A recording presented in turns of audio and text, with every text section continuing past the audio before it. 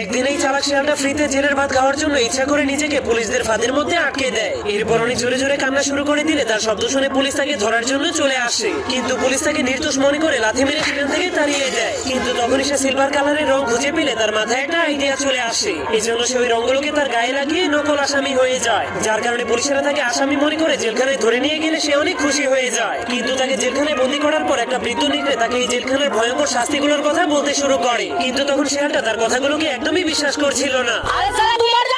আমি বিশ্বাস করি না। এই জন্য বৃদ্ধ নেকড়েটা সবাইকে বাঁচানোর জন্য লোহার মাধ্যমে চাবি বানিয়ে সবাইকে জেলখানা থেকে মুক্ত করে দেয়। কিন্তু সেই পাগল শিয়ালটা জেলের সরকারি খাবার খাওয়ার জন্য নিজেকে আবারও জেলখানার মধ্যে বন্দী করে দেয়। কিন্তু এরপর সে যখনই দেখতে পায় পুলিশেরা তাকে কুপিয়ে মারার জন্য ধারালো কোড়াল নিয়ে তার দিকে আসতে শুরু করেছে, তখন সে অনেক ভয় পেয়ে জেল থেকে পালাতে শুরু করে দেয়। তোকে কোনা সামলাসা। এই জন্য জেলের তাকে ধরার জন্য তার পিছনে অনেকগুলো ভয়ঙ্কর কুকুর লাগিয়ে দেয়। কিন্তু তখনই পানিতে নামার কারণে তার উপরে লাগানো নকল রংটা